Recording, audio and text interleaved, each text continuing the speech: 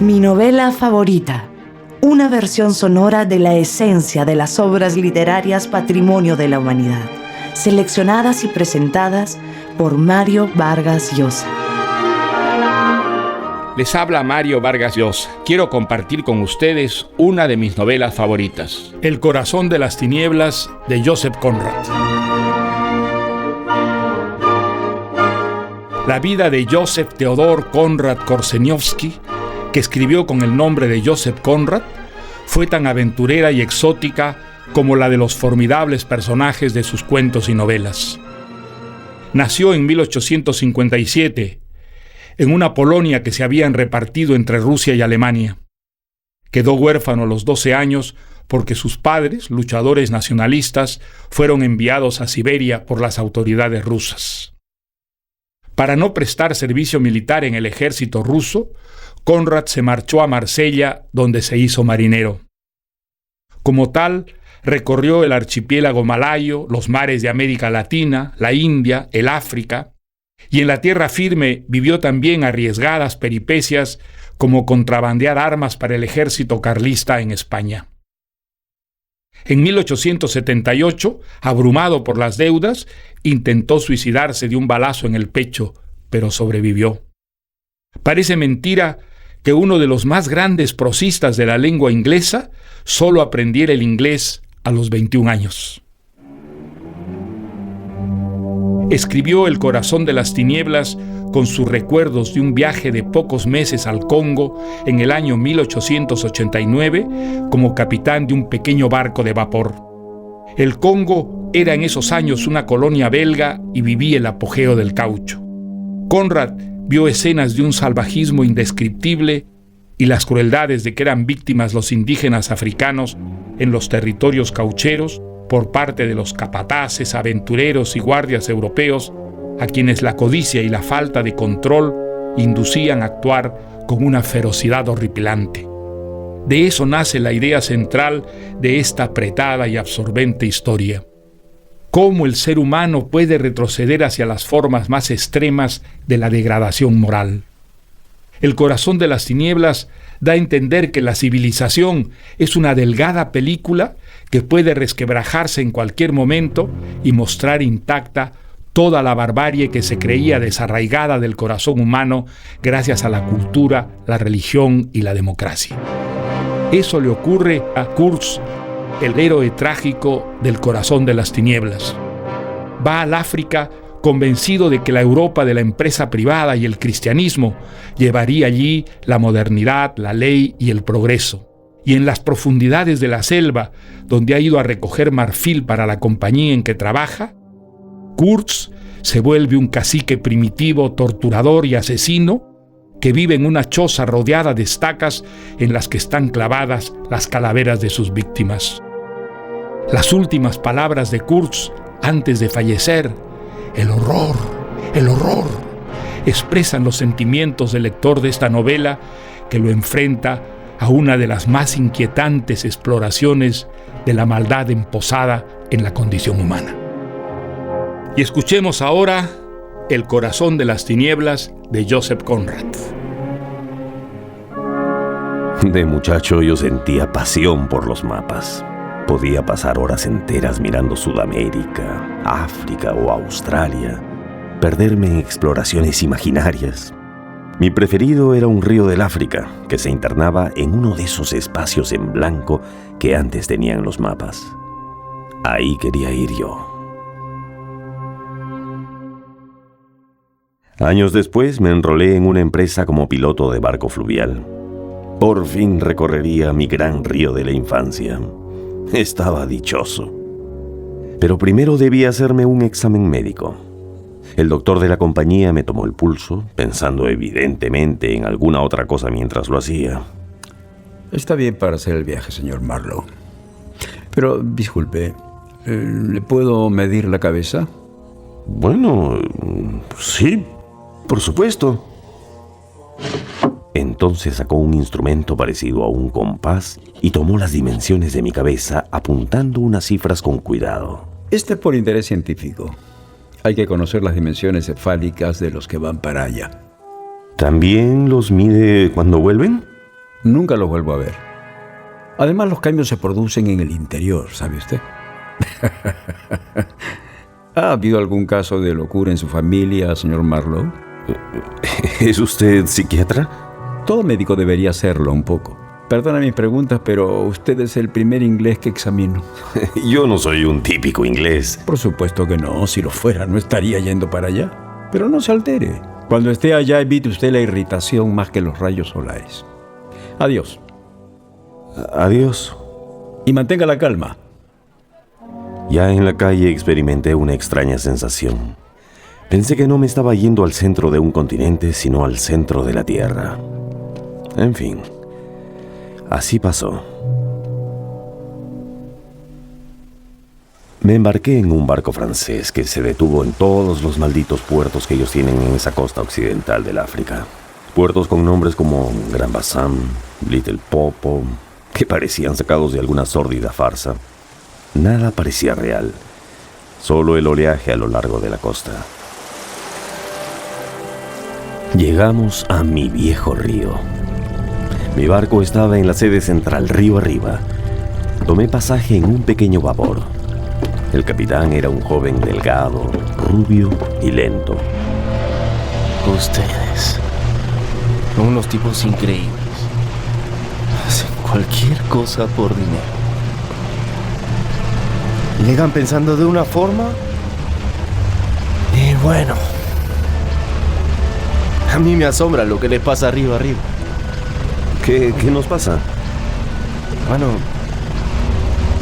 hace poco recogí a un hombre que se había colgado de un árbol junto al río. ¿Colgado? ¿Por qué? Vaya usted a saber. Quizá estaba harto del sol. O del territorio. O del río.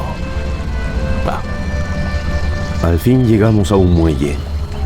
Un grupo de hombres, en su mayoría negros desnudos, se movían como hormigas por todas partes. Hasta aquí llego. 4 bultos tiene usted, ¿no? Sí. Bueno, que tenga suerte. Gracias. La sede allá a lo lejos parecía de una precariedad sorprendente. El camino estaba lleno de desechos. Me puse a caminar.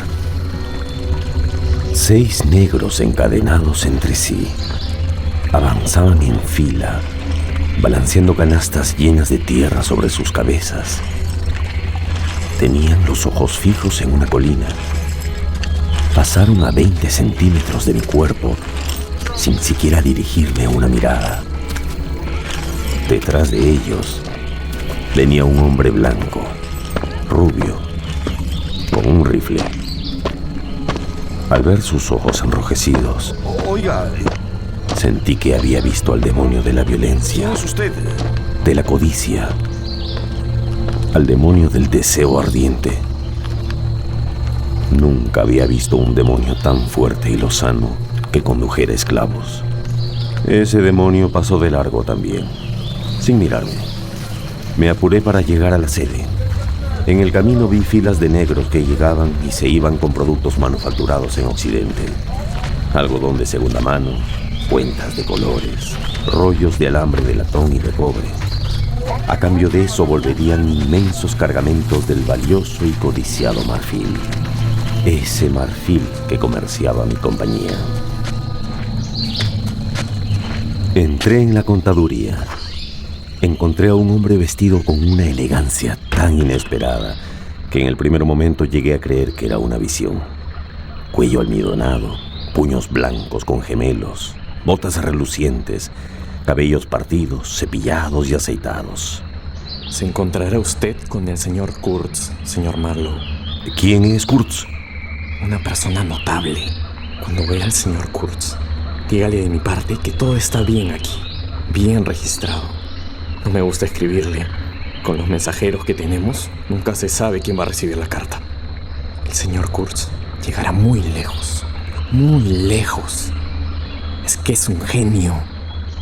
Esa fue la primera vez que escuché mencionar a Kurtz, pero en ese momento no le di ninguna importancia. Al día siguiente me fui con una caravana de 60 hombres. a recorrer un tramo de 200 millas para llegar a la estación central. Fue espantoso. Anduvimos por senderos que se extendían a través de la selva, subiendo y bajando profundos barrancos. Una soledad absoluta, salvo de cuando en cuando un hombre muerto tirado a un lado del sendero, con una cantimplora vacía y un largo palo junto a él. Y en las noches tranquilas, el redoble de tambores lejanos, amplio y lánguido, un sonido fantástico, conmovedor, sugestivo y salvaje.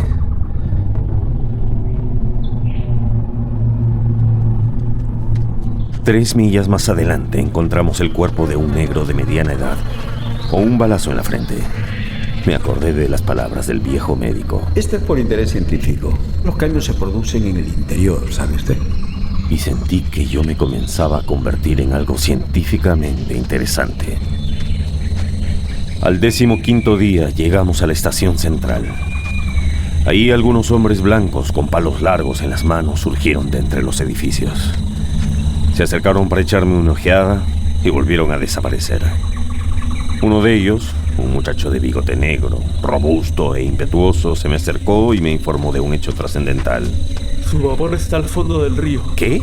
No se preocupe. Vaya nomás a ver al director general. Lo está esperando.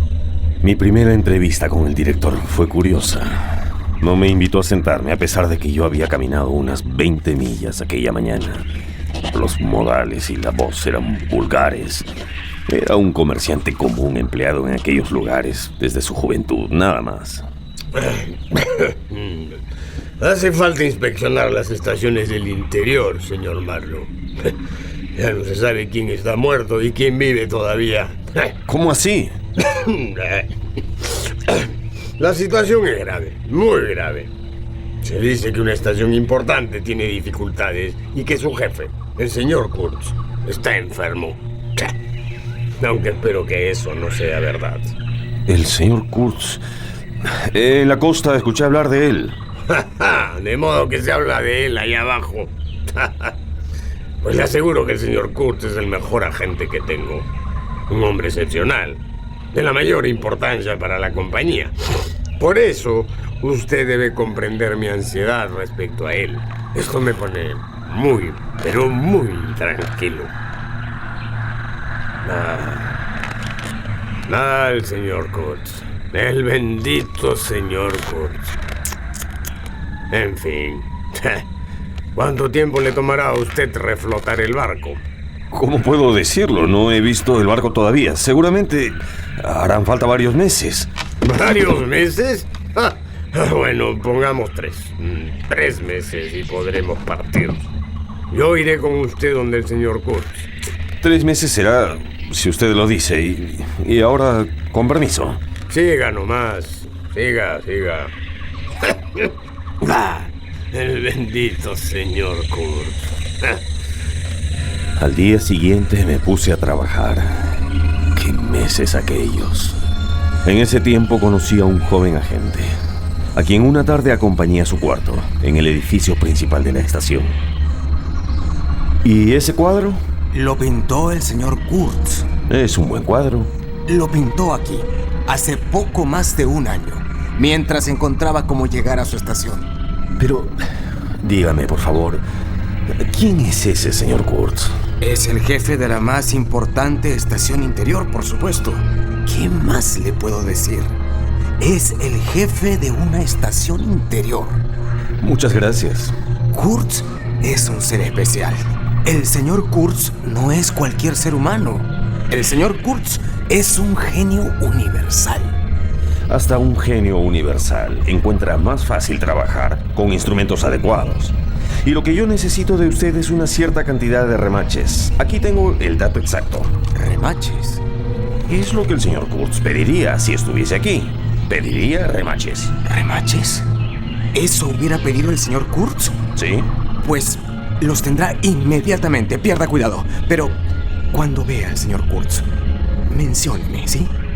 Mencione que yo le facilite los remaches. ¿Lo hará? Me hará usted ese gran favor. Me quedé estupefacto. El nombre de Kurtz era un santo y seña, un mantra, un encantamiento, un pasaporte, un maleficio, una maldición.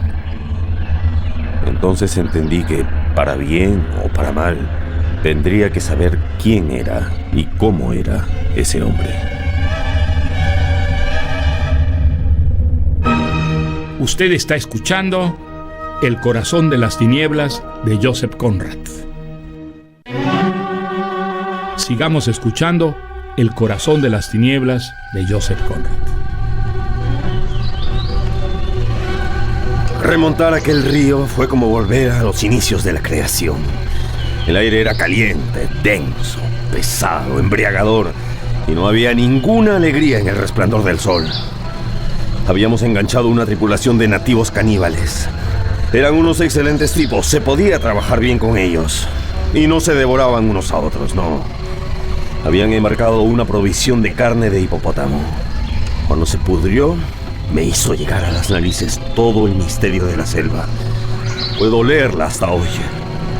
A bordo iban el director y 3 o 4 agentes de la compañía. Estos agentes llevaban largos palos que usaban como bastones. Nunca he entendido por qué. Parecían peregrinos. A unas 50 millas de nuestro destino encontramos, clavado a la orilla, un mástil con una bandera. Más allá, una cabaña. Bajé del barco y me acerqué. Al lado de la cabaña había un montón de leña cuidadosamente apilada.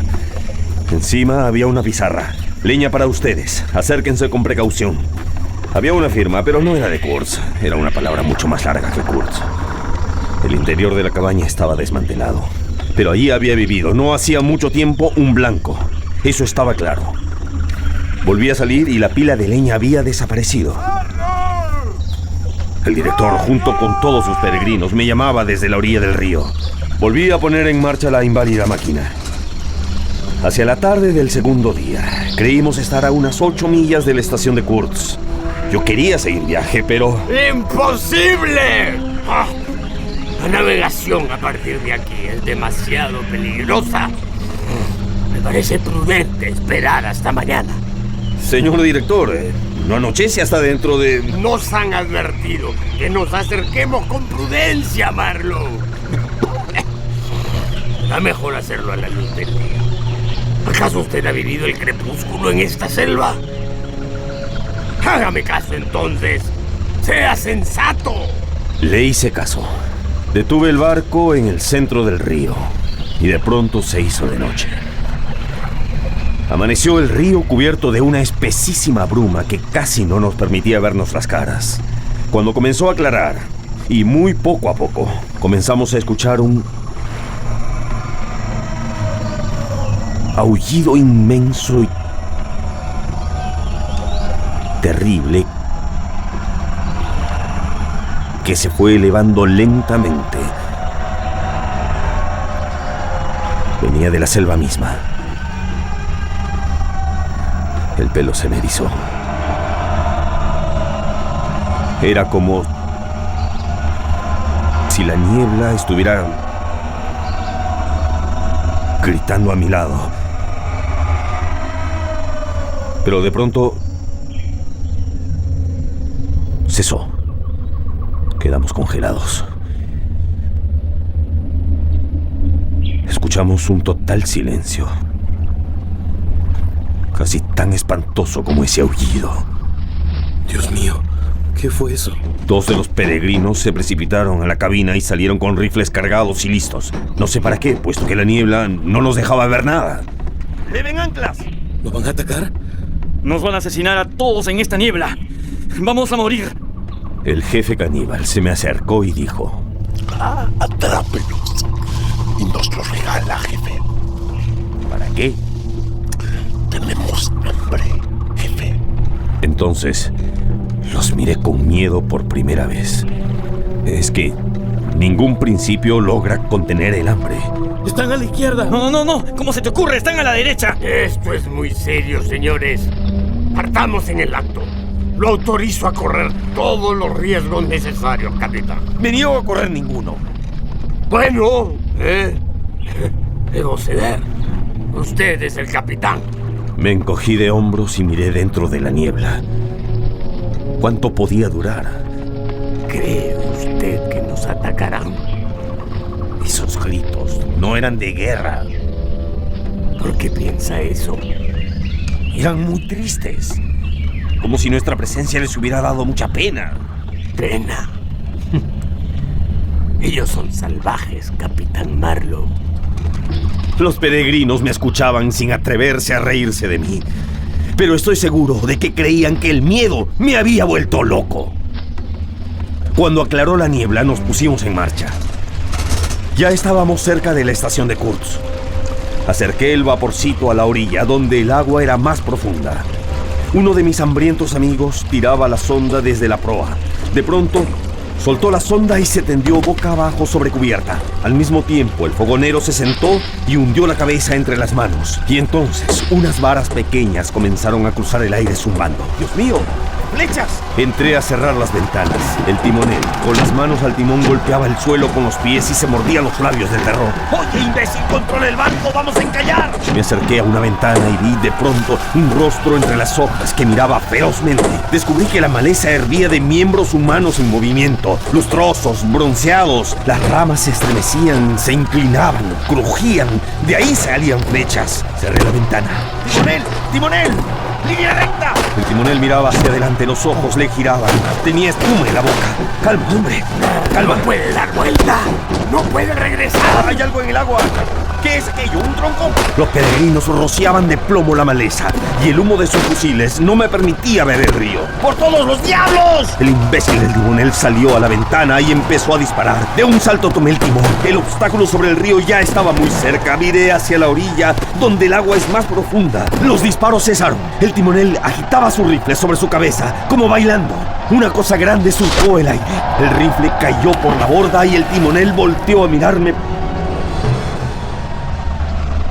por encima del hombro, de una manera extraña, profunda, íntima. Luego cayó a mis pies de espaldas. El timonel me miraba fijamente mientras sujetaba con ambas manos el mango de una lanza que lo atravesaba por debajo de las costillas. Un gran charco de un rojo oscuro y brillante se iba extendiendo poco a poco bajo su cuerpo. Tuve que hacer un esfuerzo para apartar mis ojos de él y atender el timón. Busqué el cordón de la sirena y solté silbido tras silbido. Los gritos hostiles terminaron inmediatamente, pero desde las profundidades de la selva surgió otra vez ese lamento trémulo, prolongado. Uno de los peregrinos apareció en el umbral de mi cabina.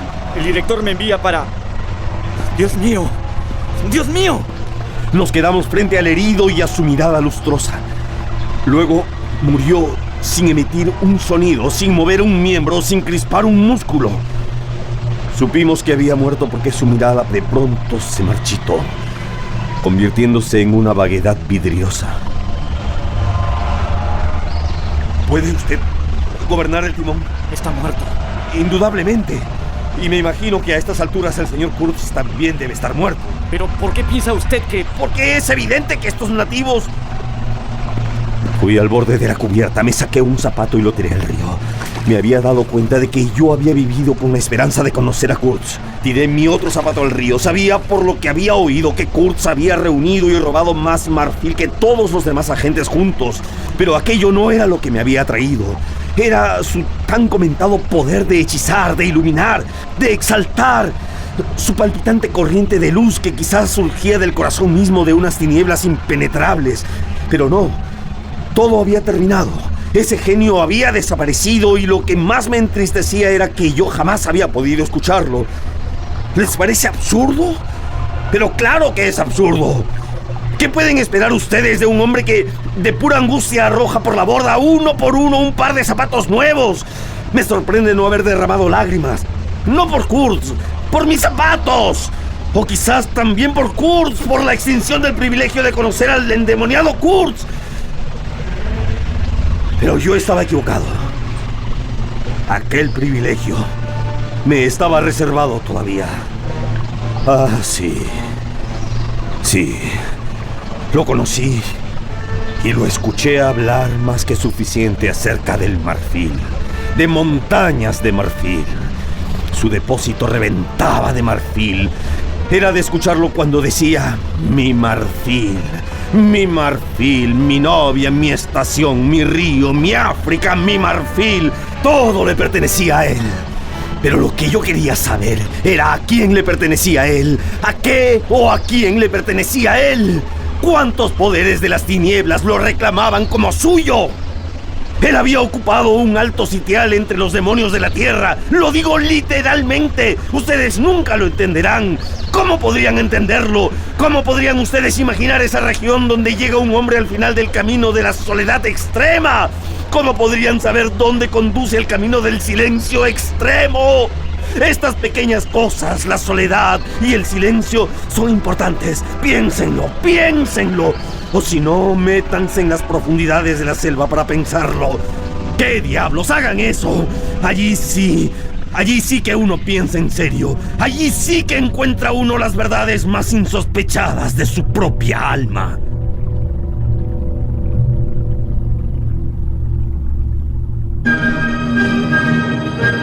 Usted está escuchando El corazón de las tinieblas de Joseph Conrad.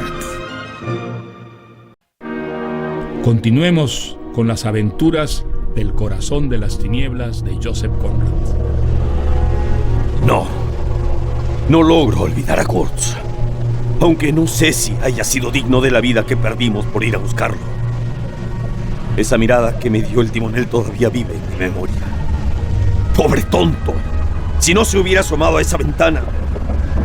Lo arrastré afuera después de arrancarle la lanza con los ojos cerrados. Lo abracé por detrás y lo tiré por la borda. La corriente lo arrastró. Vi al cuerpo asomar 2 veces antes de perderlo para siempre. ¿Cómo se le ocurre? Los peregrinos y el director graznaron como una bandada de gallinazos, escandalizados por mi proceder. ¿Qué querían? ¿Conservar a bordo el cuerpo? ¿Embalsamarlo? Los caníbales también estaban escandalizados, pero con mayor razón. Hubieran podido comerse el cuerpo de mi timonel, pero yo quería que a mi timonel se lo comieran los peces. Seguimos a media velocidad. Kurt seguramente estaba muerto y la estación quemada. Sin embargo, el peregrino pelirrojo estaba muy entusiasmado. ¡Hemos vengado a Kurtz! ¿No es cierto? Hicimos tremenda matanza. ¿Matanza? ¿Qué piensan? ¡Pamplinas! Digan, hablen. Y yo los había visto disparar con los ojos cerrados. ¡Ninguna matanza! Los salvajes se fueron al escuchar la sirena. Dije esto y todos se pusieron a aullar protestas indignadas. ¡Gracias a nosotros estás vivo! ¿Qué es eso? Miren, ¿qué es eso? ¡La estación! ¡Es la estación! Pude ver un amplio y maltrecho edificio semioculto por la hierba. A la orilla había un hombre blanco bajo un sombrero grande y redondo. Nos hacía señas con el brazo. Vi formas humanas en el bosque, deslizándose aquí y allá. Paré las máquinas y dejé que el barco avanzara solo hasta la orilla. ¡Bienvenidos! ¡Bienvenidos! ¡Tuvieron buen viaje! ¡Encontraron la leña! ¡Ah! ¡Hemos sido atacados! Lo sé, no hay problema. Vengan, bajen, no hay problema. El tipo tenía una cara imberbe, adolescente, agradable. No pasaba de los 25. ¡Cuidado, capitán! ¡Cuidado! Hay un tronco adelante. Anoche lo pusieron. Y me dice que no hay problemas. ¿Es usted inglés? ¿Es usted inglés? ¿Y usted quién es? Soy casi el único. El único amigo de Kurtz. ¿Llegamos a tiempo? ¿Él está aquí? Está arriba, vengan. El director, escoltado por peregrinos armados hasta los dientes, se dirigió a la casa. El joven subió a bordo. Hay nativos escondidos en la maleza. Puede pasar cualquier cosa en cualquier momento. No se preocupe, imposible, no hay problema, son gente sencilla y me he pasado todo el último tiempo tratando de mantenerlos tranquilos. Usted me dijo que no había problema. No lo hay. Ellos no quieren hacerles daño. Bueno, no exactamente. Disculpe, le recomiendo que tenga la caldera siempre encendida para hacer sonar la sirena. Un buen silbido es mejor que todos los rifles del ejército inglés. Es que son gente muy sencilla, pero estoy tan contento de ver un occidental.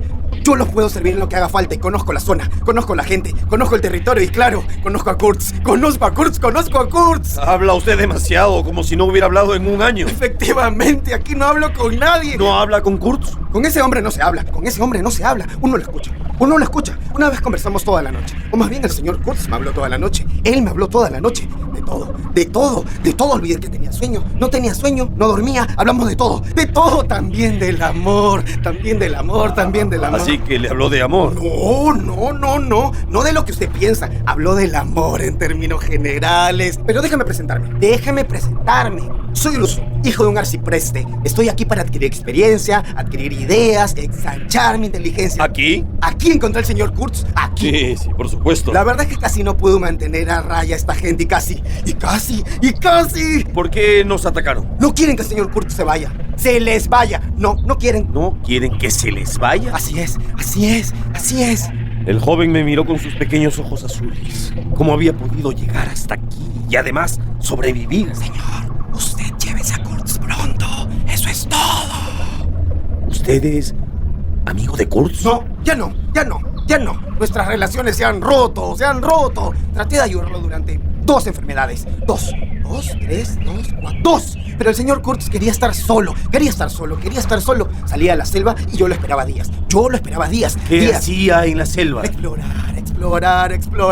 Encontré un lago, varias aldeas, encontré otro lago, una aldea, otra aldea. Pero en realidad son expediciones en busca de marfil.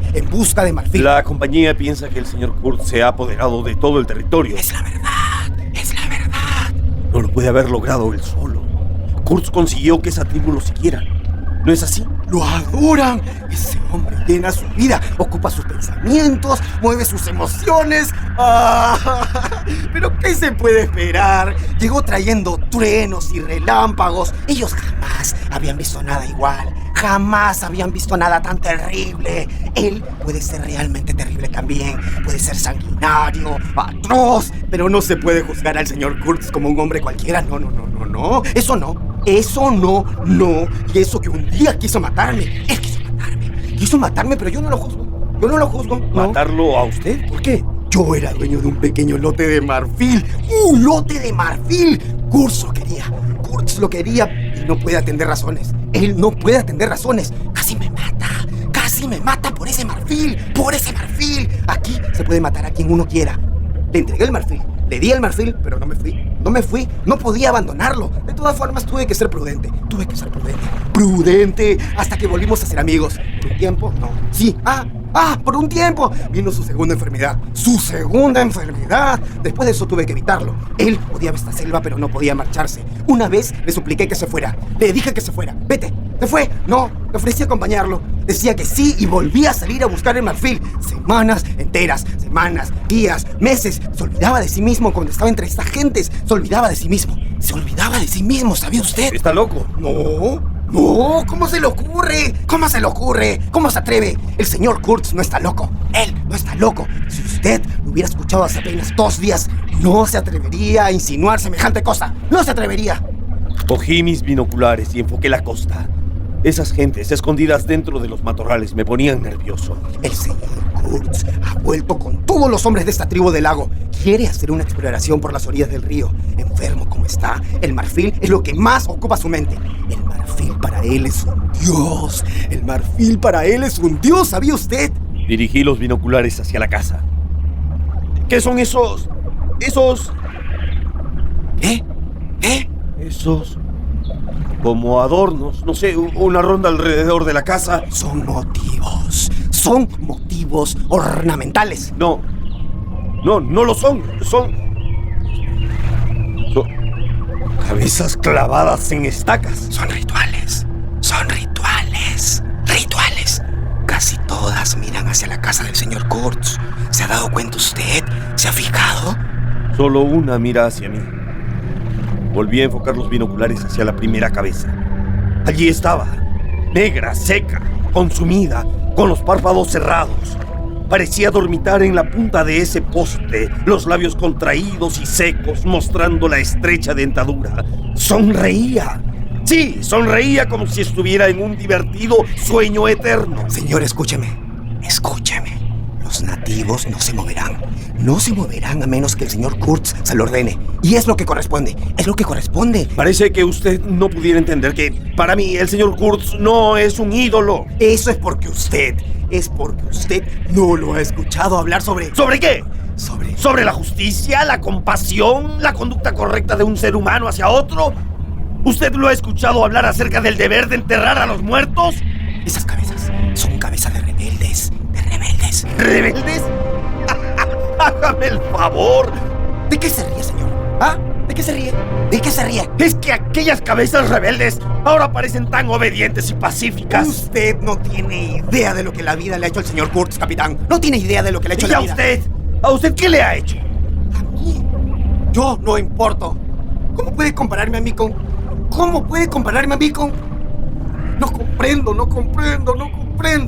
No comprendo. Yo solo he hecho todo lo posible por conservar con vida al señor Kurtz.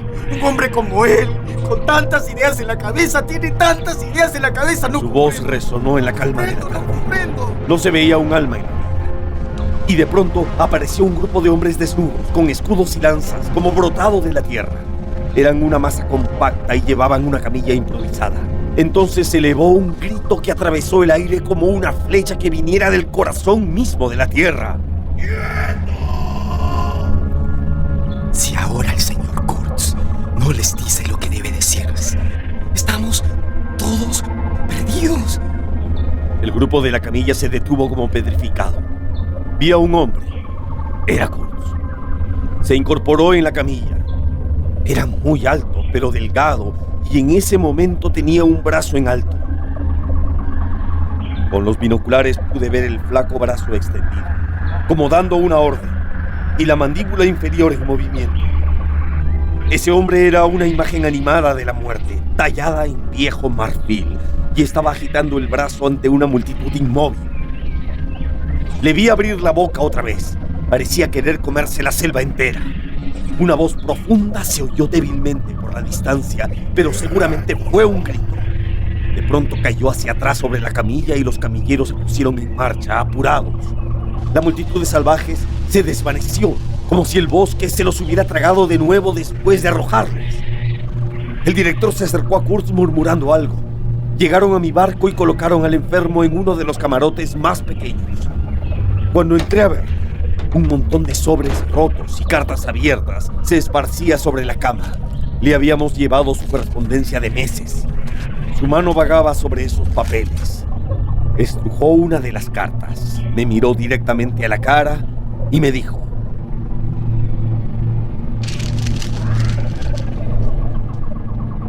Algunas de estas cartas son acerca de usted. Y me alegro. Me alegro, señor Marlowe. Me alegro de que sea usted precisamente quien ha venido hasta aquí para llevarme. ¿A dónde? No lo sabemos.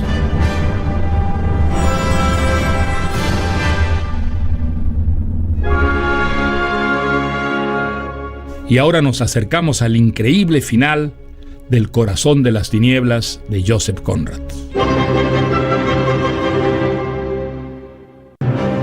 Continúa la historia del Corazón de las Tinieblas de Joseph Conrad. Alguien le había escrito a Kurtz sobre mí, y él me lo quería hacer saber. Me asombró el volumen de su voz, que emitió casi sin molestarse en mover los labios. ¡Qué voz! Grave, profunda y vibrante. Salí a cubierta y noté que el joven ruso miraba hacia la playa. A lo largo de la orilla caminaba una salvaje y deslumbrante mujer, vestida con una sola pieza de tela. Llevaba anillos de bronce de los tobillos hasta las rodillas, pulseras de bronce de las manos hasta los codos, y colgaban de ella objetos estrambóticos, regalos de brujos. Era feroz y soberbia, de ojos salvajes y espléndidos, y había algo siniestro y majestuoso en su lento paso. Era, qué duda podía caber, la mujer de Kurtz. Llegó frente al barco y se detuvo. Después de un minuto entero de mirarnos, dio un paso y de pronto abrió los brazos desnudos, y en total silencio los elevó por encima de su cabeza, como con esfuerzo, como poseída por el deseo imposible de tocar el cielo. Luego se volvió y sin mirar atrás se perdió nuevamente en la espesura. Por suerte Kurtz no la había visto. Discutía con el director. Salvarme. Salvar el marfil, querrá usted decir. Usted interrumpe mis planes, señor director. No estoy enfermo como a usted le gustaría creer. Pero volveré. Sanaré y regresaré. El director salió de la cabina. Me tomó del brazo y me llevó aparte. Está muy mal. Muy mal. Hemos hecho por él todo lo que hemos podido. El señor Kurtz ha hecho más daño que bien a la compañía. Todo porque su método es inadecuado. ¿Llama usted a esas cabezas un método inadecuado? Sin duda.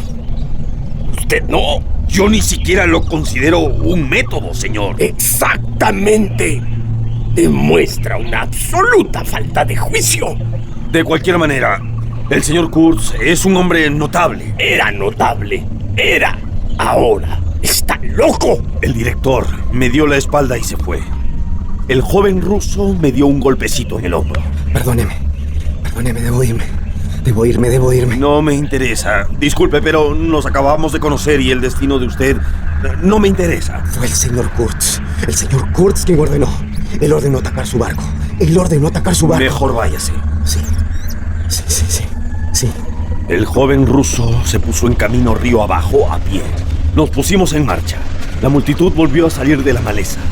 Nos observaban remontando un poco el río, virando y comenzando a bajarlo, navegando con la corriente. 2000 ojos seguían nuestras evoluciones. En primera fila, 3 hombres desnudos, cubiertos de pies a cabeza de un fango rojo brillante, se contoneaban impacientes. Cuando estábamos por pasar de nuevo frente a ellos, río abajo, los 3 hombres rojos pateaban, mecían sus cuerpos, sacudían hacia nosotros unos manojos de plumas negras y una piel repugnante con cola, y gritaban de cuando en cuando extrañas palabras que no se parecían a ninguno de los sonidos que emite un ser humano. Llevamos a Kurtz a la cabina del piloto. Allí había más aire. Tendido sobre el lecho, miraba fijamente por las ventanas abiertas. Su mujer, la que vi la noche anterior, corrió hasta la orilla misma y gritó algo varias veces, algo sensual y trágico al mismo tiempo.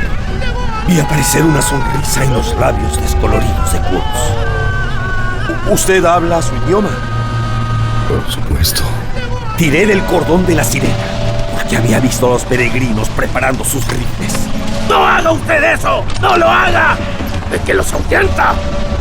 Seguía haciendo sonar la sirena.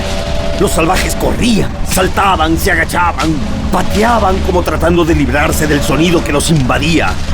Pero aquella mujer bárbara y soberbia ni siquiera se movió. Solo extendió trágicamente hacia el cielo sus brazos desnudos. Cuando el grupo armado que se apiñaba en cubierta comenzó su diversión, ya no pude ver más por el humo. El río nos llevaba hacia abajo, hacia el mar con la corriente. La vida de Kurtz corría también rápidamente, desintegrándose. Pero el director estaba feliz mientras Kurtz se iba muriendo. Este asunto se ha resuelto de la mejor manera que se podía esperar, Capitán Marlowe. ¡Felicitaciones, señores! Aunque hayamos perdido el territorio, ya sabemos lo que cuesta calmar a los nativos. Se trata solamente de sirenas, que funcionan mejor que los obuses. Cuando se acostumbren a las sirenas, les traeremos verdaderos obuses.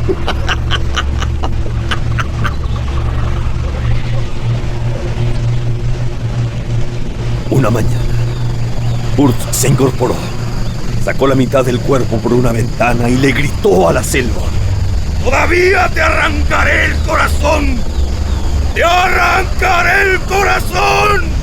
Otro día me dijo: guárdeme esto. Ese imbécil del director es capaz de hurgar en mis cajas cuando no me doy cuenta. Me estaba dando una caja de zapatos con papeles y fotos.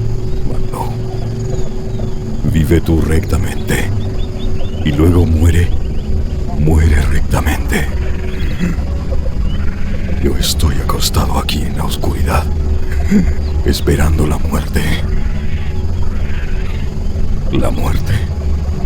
Tonterías. La dulce muerte. La amarga muerte. Y el resumen de todo es...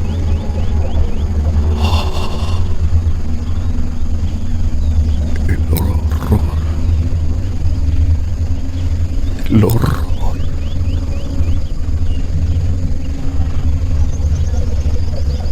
El horror. El horror era el resumen. Apagué de un soplo la vela y subí.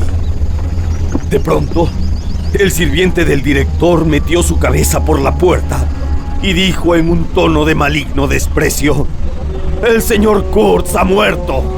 ¿Ya murió? ¡Muerto Kurtz! Todos se atropellaron para bajar a ver. Es una mentira de ese negro. Habrá que redactar un informe. Yo me quedé sentado para terminar mi cena. Creo que pensaron que yo era un tipo brutalmente duro, porque no volví a acercarme a ese hombre. Pero es que, ¿qué quedaba de él? Al día siguiente, los peregrinos lo enterraron en un foso cavado en el fango. Pronto estuve una vez más en Londres. No me acostumbraba. Es que estaba enfermo del alma. Conservaba el paquete de papeles que Kurtz me había entregado, sin saber exactamente qué debía hacer con ellos. Miré su contenido y encontré el retrato de una mujer muy bella, su novia. Decidí ir a verla. Gracias. En el recibo recordé a Kurtz. Espero. La escala colosal de sus viles deseos. La mezquindad, el tormento. Las cabezas empaladas, la tempestuosa agonía de su espíritu. Y en esa sala bien arreglada, me pareció oír nuevamente aquel resumen de su vida, o de la vida. Ese susurro atroz. El horror. El horror. Entonces se abrió una puerta y se cerró. Yo me puse de pie. Vino hacia mí la novia, toda de negro, muy pálida. Parecía flotar. Llevaba luto como quien va a llevarlo para siempre. Tomó mis manos entre las suyas y murmuró: Había oído decir que usted venía. Advertí que no era una mujer muy joven. Su mirada era sencilla, profunda, confiada. Pero luego surgió en ella una desolación tan intensa, como si Kurtz hubiese muerto apenas ayer. Lo he sobrevivido. El horror. El horror. Ella me indicó una silla. Nos sentamos. Coloqué el paquete de cartas en una pequeña mesa y ella le puso una mano encima. ¿Usted lo conoció bien? La intimidad surge rápidamente allá. Era imposible conocerlo y no admirarlo. ¿No es verdad? Era un hombre notable. Era imposible no... Amarlo. Sí, eso es muy cierto. Muy cierto. Nadie lo conocía mejor que yo. Yo merecí toda su noble confianza. Sí, seguramente usted lo conoció mejor que nadie. Usted era su amigo. Tiene que haberlo sido, ya que él lo envió hacia mí. Siento que puedo hablar con usted y que debo hablar. Quiero que usted sepa que he sido digna de él. No se trata de orgullo. Yo escuchaba. Él mismo me lo dijo. Y la mujer hablaba. Desde que su madre murió no he tenido aliviando nadie. su dolor conmigo. Andale. Hablaba como con sed, como beben los hombres sedientos. Mi compromiso con Kurtz no fue aprobado por mi familia.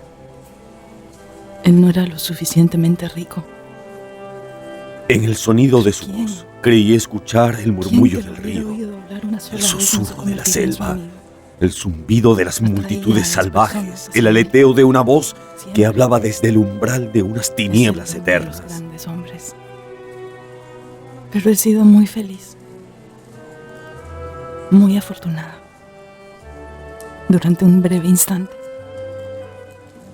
Y ahora seré infeliz toda la vida. Se puso de pie.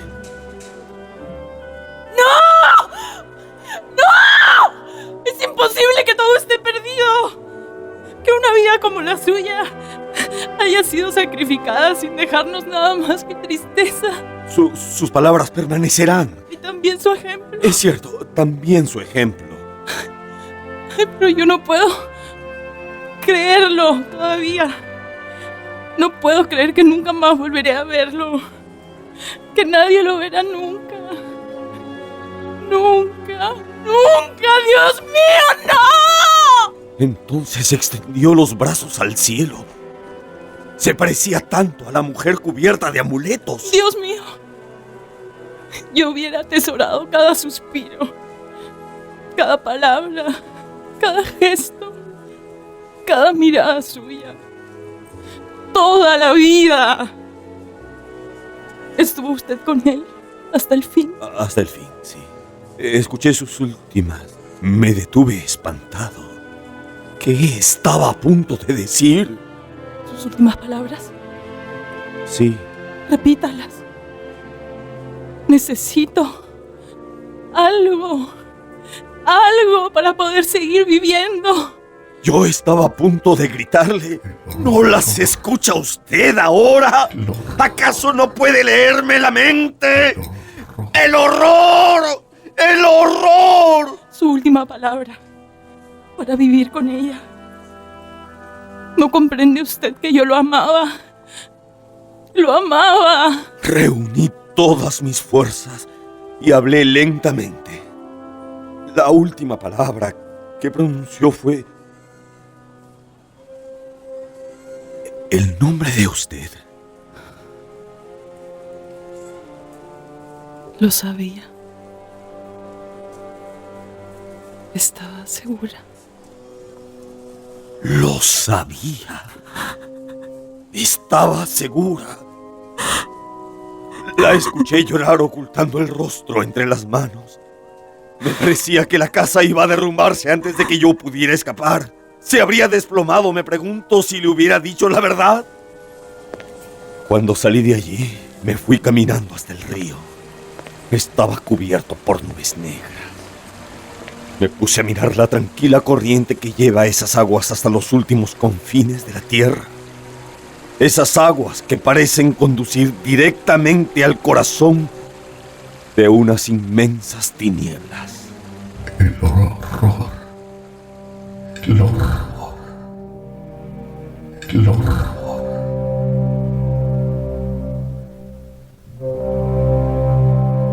Hemos escuchado El corazón de las tinieblas, una de mis novelas favoritas. Estuvo con ustedes Mario Vargas Llosa.